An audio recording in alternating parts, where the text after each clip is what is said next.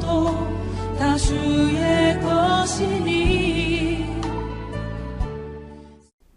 로마 시대 250년에 걸쳐서 기독교인에 대한 탄압은 역사 속에도 온전히 기록되어 있습니다. 1세기 신약교회로부터 시작돼서 3세기 중반까지 그 탄압은 실로 우리가 상상을 초월할 정도로 강한 것이었습니다. 제가 로마를 방문했을 때 카타콤에 간 적이 있었습니다. 카타콤은 지하 무덤인데 우리의 방식과는 달리 벽을 파서 거기에 시신을 넣어두는 박스형, 그런 캐비넷형 무덤이었습니다. 어느 코너에 돌아가니까 작은 방처럼 되어 있는 그 공간에 구멍이 큰 것부터 시작해서 여러 개의 구멍이 한꺼번에 모여 있었습니다. 가이드에게 물어보았더니만 한 가족이 여기에 다 장례를 한 것 같다. 작은 구멍은 대략 한 6살짜리 아이 같고, 조금 큰 구멍은 15살짜리, 그리고 아버지, 어머니, 할아버지, 할머니 무려 3대에 걸쳐서 다 한꺼번에 죽은 것 같다라는 가이드의 설명을 제가 들었습니다. 추정으로 알 수 있는 것은 그것은 1세기 혹은 2세기의 신약교회 성도들의 무덤이었다는 것이었습니다. 그들이 한날 한시에 다 자살을 했을 리는 없고, 기독교를 탄압하던 로마 정부가 군권으로 그들을 학살한 것이 분명합니다. 이미 그곳에는 텅 빈 공간으로 되어 있었지만 저는 손을 넣어서 그 흙과 혹은 조금이라도 남아있는 시신의 흔적들을 만지면서 눈물을 흘렸습니다. 나는 과연 이런 믿음을 갖고 있는가? 그러면서 문득 질문이 들었습니다. 그들이 1대, 2대, 3대에 걸쳐서 한꺼번에 다 죽었다면 이 장례식은 과연 누가 치루어 주었는가? 1세기 혹은 2세기에 극악하던 기독교 탄압 시기에 기독교인들은 숨어 지낼 수밖에 없었습니다. 예수 믿는 것 자체가 목숨을 내놓는 것이기 때문에 공개적으로 신앙생활을 한다는 것은 죽음을 각오하는 것이었습니다. 그래서 숨어서 예수를 믿었지만 발각이 되고 거기에 나타난 장례 가족처럼 일순간 하루에 다 죽을 수도 있었습니다. 그런데 숨어있던 또 다른 그리스도인들이 밤에 그 집에 가서 학살된 그 가족의 시신들을 장례 치루어 주었다고 그렇게 기록에 남아 있습니다. 250년에 걸쳐서 그렇게 탄압을 받으면서도 왜 기독교는 사라지지 않았을까요? 아니, 사라지지 않은 것이 아니라 250년 후 로마는 기독교에 항복할 수밖에 없었습니다. 흔히 콘스탄티누스의 기독교 공인이라고 알려져 있지만 그때 이미 기독교인들은 로마의 절반을 넘어섰고 더 이상 기독교인을 학살해서는 로마 제국 자체가 사라지겠다는 두려움 속에서 그들은 손을 들고 기독교를 공인할 수밖에 없었습니다. 검투사의 칼날에 혹은 사자의 먹이로 던져지던 그 탄압 속에서 그들은 왜 그토록 예수님을 믿고 목숨을 걸며 신앙생활을 했을까요? 다른 말로 그때 그들과 오늘 우리들의 차이는 어디에 있는 걸까요? 오늘 로마서 말씀은 이렇게 말합니다. 누가 우리를 그리스도의 사랑에서 끊을 수 있겠습니까? 환난입니까? 공고입니까? 박해입니까? 굶주림입니까? 헐벗음입니까? 위협입니까? 또는 칼입니까? 이 단어 하나하나는 추상적인 의미가 아니라 그들이 바로 생활 속에서 맞닥뜨렸던 고통의 표현입니다. 어떤 때는 곤고함이, 어떤 때는 환난이, 어떤 때는 박해가, 어떤 때는 굶주림이, 어떤 때는 위협이, 어떤 때는 칼날이 그들을 공격해 왔지만 그들은 그들로부터 예수 그리스도의 사랑을 그 어떤 것도 끊을 수 없으며 고백하며 살았습니다. 그리고 이렇게 37절에 말합니다. 우리는 이 모든 일에서 우리를 사랑하여 주신 그분을 힘입어서 그 하나님과 예수 그리스도의 사랑 안에서 이기고도 남습니다. 이길 수밖에 없습니다. 항상 이길 수밖에 없다 믿으며 그들은 삶의 고통도 고통으로 보지 않았습니다. 사람에게 주어진 고난과 고통은 동일하게 느껴질 텐데 어떻게 그들은 그 고통과 고난을 느끼지 않았을까요? 제가 어린 시절에 저희 부친은 약국을 하셨는데 약국만 하신 것이 아니라 약품 도매업도 하셨습니다. 그래서 동해안 일대에 보건소 여러 곳에 약품을 공급하는 일을 했기 때문에 직원들이 많이 필요했습니다. 그래서 약국에서 일하거나 약품 도매업에 일하는 직원들이 저희 집에서 숙식을 같이 했었습니다. 그 당시에 70년대에는 시골에서 초등학교 졸업하고 혹은 중학교 겨우 졸업한 남자 아이들이 도시로 나와서 일을 했습니다. 이 일 저 일 하다가 우리 부친이 운영하는 약품 도매업에 또 약국에 종업원으로 취직한 형들이 있었습니다. 저는 그들과 아주 친한 형으로 또 같이 잠도 자고 숙식도 했었습니다. 그런데 그 중에는 자기는 그렇게 고생하는데 한 7살 아래 혹은 10살 아래에 있는 제가 그들의 눈으로 볼 때는 편안하게 살아가는 것이 어떤 때는 질투가 났나 봅니다. 제가 뭔 실수를 하면 그걸 그렇게 약점을 잡아서 놀리더라고요. 어느 날 약국에 사용하기 위하여 새 자전거를 샀는데 상당히 좋은 자전거를 샀습니다. 요즘은 자전거가 별거 아니지만 70년대 자전거는 비쌌거든요. 그런데 제가 끌고 나가서 넘어뜨려 갖고 앞에 불 나오는 헤드라이트도 깨버리고 그 거울도 깨버리고 몰래 갖다 놓았습니다. 그런데 어떤 한 형에게 들켜 갖고 그 형이 약점을 잡고는 라면 끓여와라, 청소해라, 약품 정리해라. 제가 주인집 아들인데 종업원 종노릇을 상당히 했습니다. 하기 싫어서 안 하겠다 하고 하면 그 형은 맨날 너 자전거 깬 거 너희 아버지한테 일러주면 너 혼날 텐데. 당시에 저희 부친은 저를 매로 다스렸습니다. 말 안 듣고 말썽 부리면 종아리 걷어. 제가 얼마나 맞는 것이 힘들고 아팠으면 지금도 기억납니다. 초등학교 5학년, 6학년 때 제 방에 들어가서 맞고 난 다음에 이렇게 소리 질렀습니다. 네 아들 죽냐, 내 아들 죽냐. 네 아들 죽지 내 아들 죽냐. 아버지한테 해서는 안 되는 말을 제가 그랬죠. 또 혼자 그랬습니다. 얼굴을 보면 주워온 자식은 아닌데 자기 친자식을 왜 이렇게 때리냐. 그렇기 때문에 저는 아버지를 늘 무서워하며 자랐습니다. 그 형이 저에게 아버지한테 일러준다라고 했을 때 저는 아버지가 무서워서 그 형이 시키는 것을 다 했습니다. 주인집 아들인데 그 종업원의 종노릇을 상당히 오랫동안 몇 달 동안 했던 것으로 기억합니다. 하나님께서는 우리를 주님의 자녀라고 말씀하시고 우리를 응원하십니다. 그런즉 이 일에 대하여 우리가 무슨 말 하리요? 만일 하나님이 우리를 위하신다면 누가 우리를 대적하리요? 이전 번역으로 8장 31절을 읽었습니다. 구원받은 우리들에게는 하나님의 자녀라는 정체성과 신분을 주셨음에도 불구하고 우리들의 모습을 보면 마귀의 공갈에 벌벌 떨고 있고 세상이 겁주는 것에 두려워한 채 재정적으로 힘들 때, 건강이 없을 때, 상황이 악해지면 늘 그렇게 겁먹고 종노릇하며 살았던 것이 아닌가 그런 생각이 듭니다.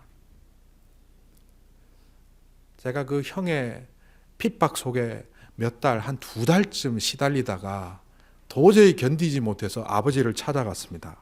맞을 각오를 하고 아버지, 자전거 제가 깼어요. 아버지, 지난번에 했던 그 자전거 제가 망가뜨렸어요. 그랬더니만 저희 부친이 안다. 경상도 아버지들이 본래 3마디만 하잖아요.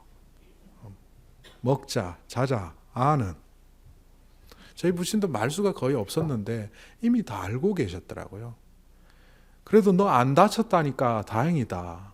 다 들었지만 그 자전거야 고치면 되는 걸 앞으로 어른 자전거 탈 때는 좀 조심해서 타도록 해라. 아버지가 날 사랑하시는구나. 이 일로 이제 아버지와의 사이에 문제가 없겠구나. 그리고 나서는데 그 형이 저에게 또 협박을 합니다. 아버지에게 일러줄 거야. 창고 청소해. 제가 뭐라고 했겠습니까? 일러라 일러. 제가 누군지 몰랐던 저는 또 아버지와의 관계를 정확히 파악하지 못했던 어린 아들인 그때 저는 그냥 아버지를 두려워하는 마음으로 그 형의 종노릇을 했습니다. 오늘 31절에 이런 구절이 나옵니다. 그렇다면 이런 일을 두고 우리가 무엇이라고 말할 수 있겠습니까? 여기서 이런 일이 뭔지 아십니까? 그 29절과 30절에 나오는 5개의 동사입니다. 그걸 보면 하나님이 나를 미리 아시고 정하시고 부르시고 의롭게 하시고 영화롭게 하신다는 바로 그 동사들입니다. 하나님은 이미 우리를 아시는데도 불구하고 그래서 우리를 택하시고 우리를 영화롭게 하셔서 그 모든 잘못을 씻어주셨는데도 불구하고 우리는 여전히 그 안에 갇혀서 세상 종노릇해서는 안 되겠다. 그건 그런 말입니다. 1세기 신약교회 성도들은 핍절한 삶의 자리에서도 그들은 이렇게 외쳤습니다. 하나님이 우리를 영화롭게 하셨고 택하셨기에 누가 우리를 대적할 수 있으리요? 바로 자신을 응원하는 하나님을 그들은 알고 그 기쁨을 누리며 살았다는 것입니다. 하나님께서 그들을 얼마나 사랑하시는지 그 기쁨을 만끽하며 살았다는 겁니다. 여러분들 예수를 믿으면 이 정도 기쁨 다 알고 있지 않습니까? 여러분들 이 기쁨 만끽하십니까? 예수 믿는 기쁨을 줄 때 그 기쁨을 누리며 사십니까? 선교지에 가서 공안에 잡혀서 추방당하면 어떡하나 그런 두려움이 몰려올 때 추방당하면 당하지 뭐. 오히려 그런 스트레스가 올 때 그것을 즐거움으로 누리는 기쁨 그 정도 누리며 사십니까? 제가 예전에 읽은 책 중에 책 제목이 아주 인상적인 책이 있습니다. 네가 어떤 삶을 살든 나는 너를 응원할 것이다. 공정이라는 작가가 그 딸에게 편지를 쓴 것을 모아놓은 산문집입니다. 그런데 그 책에서 작가가 왜 이런 제목을 붙였는지를 밝히는 장면이 책 속에 나오는데 사실은 미국 사람이 쓴 손녀딸 릴리에게 주는 편지라는 책에 나오는 문구에서 그 책 제목을 정했다고 합니다. 손녀딸 릴리에게 주는 편지에 나오는 인상적인 글은 다음과 같습니다. 나는 네가 어떤 인생을 살든 너를 응원할 것이다. 그러니 아무것도 두려워하지 말고 네 날개를 마음껏 펼치거라. 두려워할 것은 오직 두려움 그 자체뿐이다. 할머니가 손녀딸에게 나는 네가 어떤 인생을 살든 너를 응원할 것이다 라며 그 사랑을 표현했습니다. 저는 이 문구를 읽으며 이 책을 읽으며 항상 우리를 응원하시는 하나님을 발견했습니다. 한 할머니의 사랑보다 하나님의 사랑이 못하겠습니까? 그 할머니는 그 손녀를 응원한다고 하지만 마음으로밖에 응원할 수밖에 없지만 전지전능하신 하나님, 모든 것을 하실 수 있는 하나님께서 우리를 응원하신다면 그 응원은 단순히 말로 그치는 응원이 아니라는 사실을 우리는 명확히 알아야 합니다. 그런데 우리에게 정말 중요한 것은 하나님이 그렇게 우리를 응원하신다는 정보를 지식으로 알고는 있지만 실감을 못한다는 것이 바로 우리의 문제이죠. 어떻게 응원하시는 하나님을 경험할 수 있을까요? 많은 사람들은 상황과 조건이 내가 원하는 대로 좀 바꿔 주시기를 원하며 그것이 바뀔 때 하나님을 경험하려고 합니다. 하나님, 내가 이렇게 해주시기를 바랍니다. 이런 기도의 제목이 있고 나의 삶의 상황과 조건이 있는데 이것을 좀 바꿔 주십시오. 그래서 그것이 바뀔 때 하나님은 나를 사랑하시고 응원하시는구나 경험하려고 하는 경향이 있습니다. 또 두 번째 경향은 감정으로 하나님을 만나려고 하는 거죠. 많은 분들이 뜨겁게 하나님을 체험하기를 원하는 바로 그 감성의 부분입니다. 눈물을 흘리며 마음으로 뜨겁게 하나님이 정말 나를 사랑하시는구나. 상황과 조건이 바뀌지 않아도 내 감성 속에, 내 감정 속에, 나의 정서 속에 하나님이 역사하시는 것을 느끼는구나. 할렐루야. 뭐 그렇게 하기를 원합니다. 그런데 이 두 가지는 둘 다 위험합니다. 상황이 내가 원하는 대로 되지 않거나 사람의 감정은 기복이 있거든요. 올라갈 때가 있고 내려갈 때가 있습니다. 그럼 내려갈 때는 하나님이 이제 나를 사랑하시지 않나 보다 이렇게 삐치는 이상한 신앙인이 될 수도 있기 때문에 감성의 측면이든 상황과 조건을 바꾸어 달라고 하는 이 측면은 전부 위험하다는 겁니다. 응원하시는 하나님을 경험할 수 있는 좋은 방법을 제가 하나 가르쳐 드린다면 바로 우리의 생각을 바꾸는 겁니다. 오늘 말씀에 이런 구절이 나옵니다. 그 아들과 함께 모든 것을 우리에게 주시지 아니하겠느냐? 누가 능히 하나님께서 택하신 자를 고발할 수 있겠느냐? 누가 정죄하겠느냐? 누가 우리를 그리스도의 사랑에서 끊겠느냐?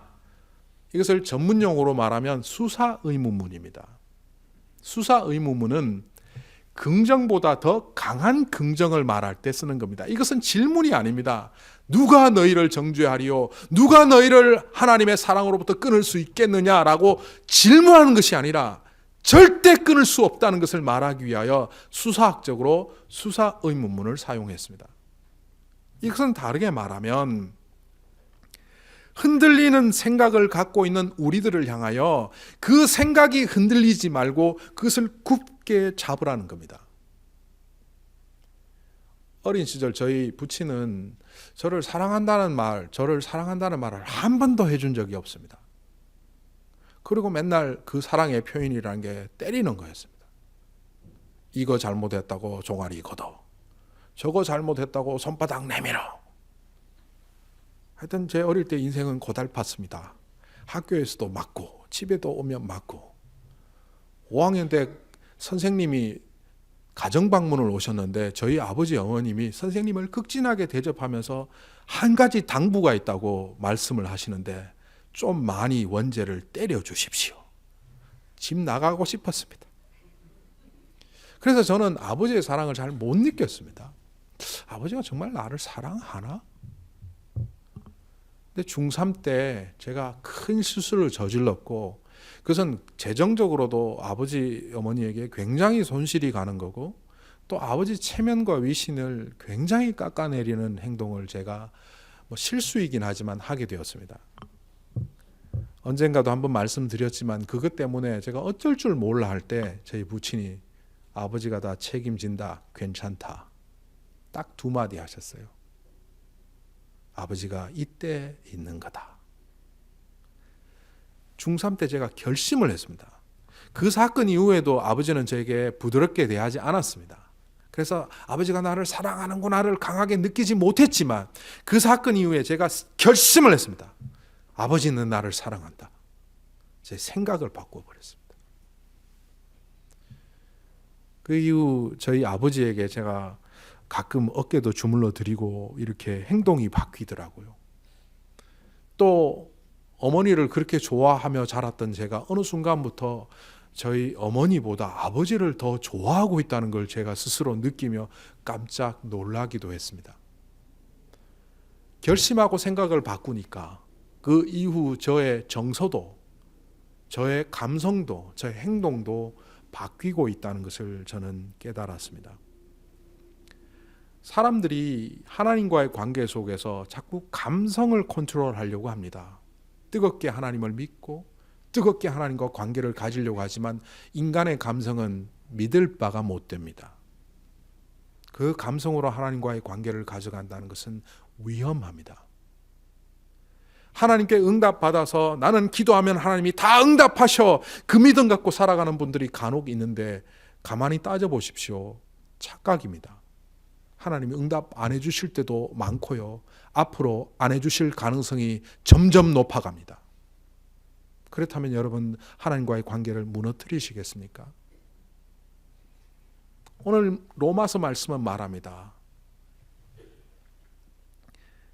나는 확신합니다. 죽음도 삶도 천사도 권세자들도 현재일도 장래일도 능력도 높음도 깊음도 그 어떤 피조물도 우리를 우리 주 예수 그리스도 안에 있는 하나님의 사랑에서 끊을 수 없습니다. 이 생각이 우리 안에 자리 잡고 있을 때, 그것을 다른 말로 잠언에서 말하는 것처럼 무엇보다 너희의 마음을 지키라. 그 마음을 지킬 때 우리는 하나님과 온전한 관계 속에서 살아가게 됩니다.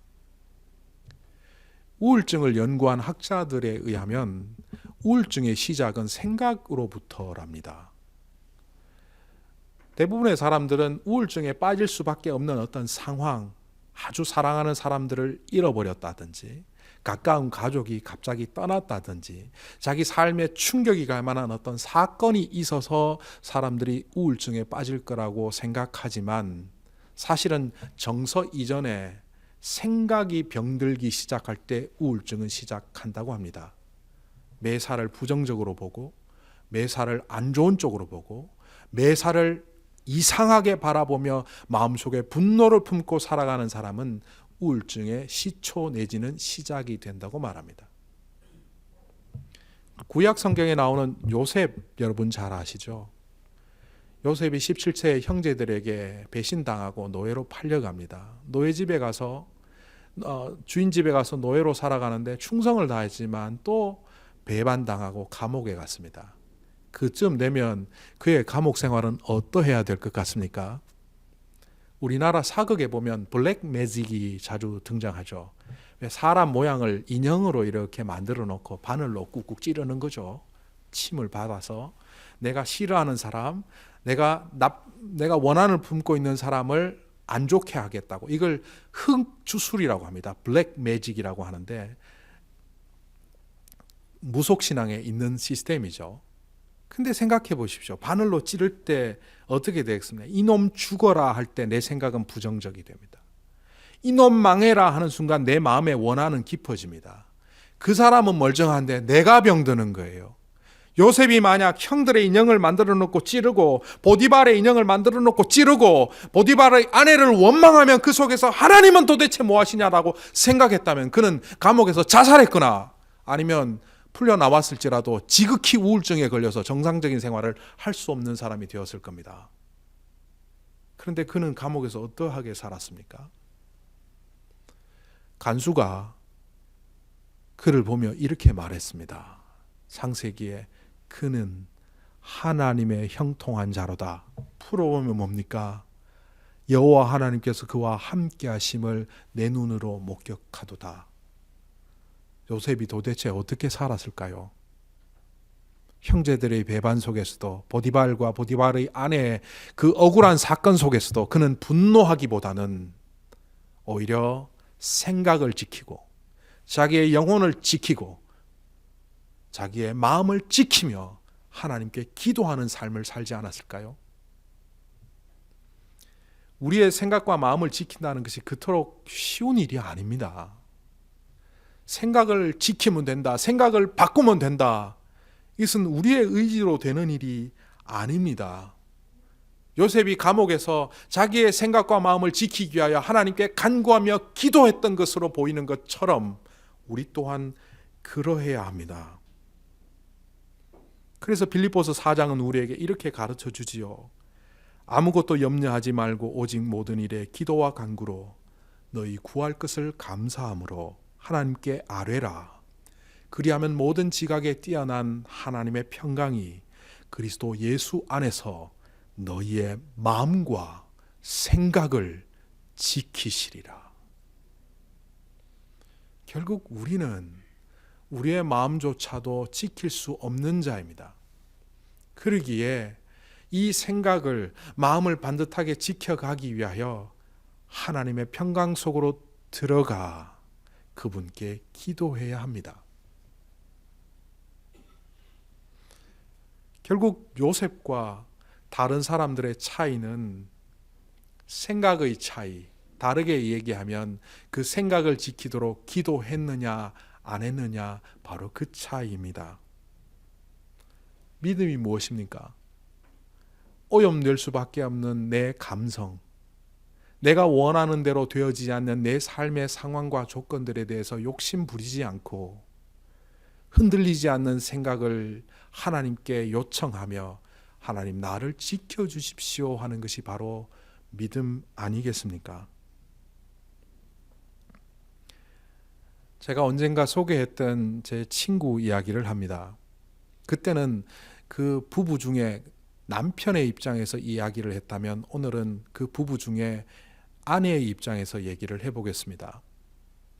이 자매는 중학교 2학년 무렵에 그 집에 엄청난 위기가 찾아옵니다.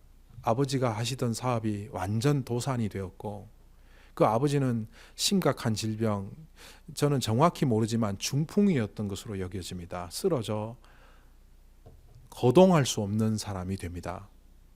어머니는 아버지를 돌보느라 생활을 할 수 없고 밑에 어린 동생들까지 있는 그 상황 속에서 중학교 2학년 그 여학생은 학교를 관두고 일을 하게 되었습니다. 뭐 2잡, 3잡 정도가 아니라 아침에는 우유 배달, 뭐 신문 배달, 사원으로 가서 사무실에서 일하고 심부름하고 저녁에는 또 식당 가서 일하고 제가 어림잡아도 한 5가지 일은 했던 것으로 보입니다. 그래서 그 번 돈으로 가정의 생계를 이어갔고 자기 학교는 포기한 채 그렇게 살아갔습니다. 어느덧 동생들이 자라가니까 중학교, 고등학교 들어갈 때 그 아이들의 공락금이라 그러죠. 학비를 대주느라 자기 나이가 대학생 무렵이 되었는데도 아무것도 하지 못한 채 중학교, 고등학교, 대학생의 나이를 그렇게 살아갑니다.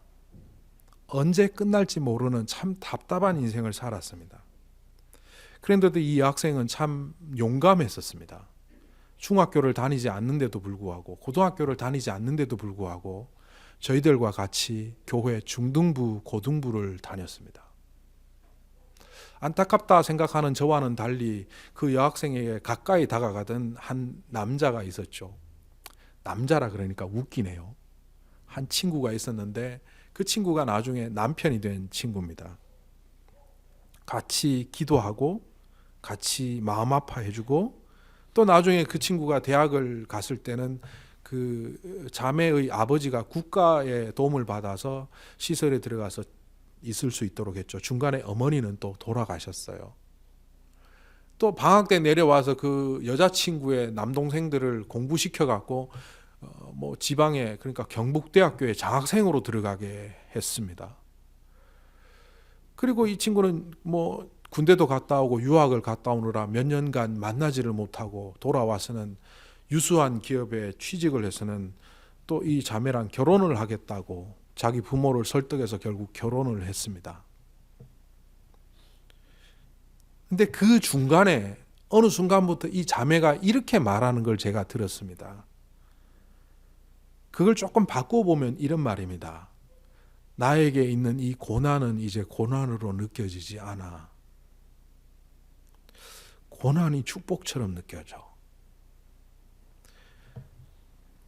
사랑하는 남자친구의 위로가 내 인생을 전혀 다른 것으로 바꾸었어.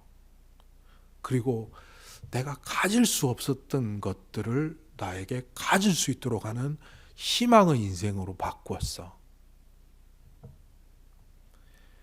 우리의 고난 중에 임하시는 하나님의 위로가 그보다 못할까요? 왜 1세기, 2세기 신약교회 그리고 로마에 탄압받던 성도들이 고난을 고난으로 여기지 않았을까요? 꿈꿀 수 없는 세상을 꿈꾸게 하시는 하나님.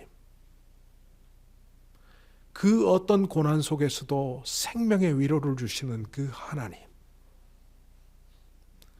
그 어떤 것으로도 끊을 수 없는 그 하나님의 사랑 속에 생각을 바꾸고 믿음으로 살아갔던 그 성도들에게는 검투사의 칼날도 사자의 이빨도 발톱도 그들을 무너뜨릴 수가 없었습니다. 지금 우리는 어떠합니까? 경제적으로 조금 힘들면, 사람들과의 관계가 조금 어려워지면, 내가 생각했던 대로 인생이 흘러가지 않으면 우리는 어느새 상황과 조건의 노예가 되고 내 감성의 노예가 되어서 마치 어리지절 종업원 형의 종로로 됐던 저처럼 종로로 타며 살지 않습니까? 저희 아버지를 찾아가서 아버지 잘못했어요 하는 저에게 알고 있다. 괜찮다. 그까짓 거 자전거야. 너 안 다쳤으면 됐지. 앞으로도 조심해서 타.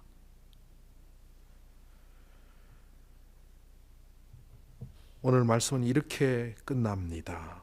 내가 확신하노니 사망이나 생명이나 천사들이나 권세자들이나 현재일이나 장래일이나 능력이나 높음이나 깊음이나 다른 어떤 피조물이라도 우리를 우리 주 그리스도 예수 안에 있는 하나님의 사랑에서 끊을 수 없으리라.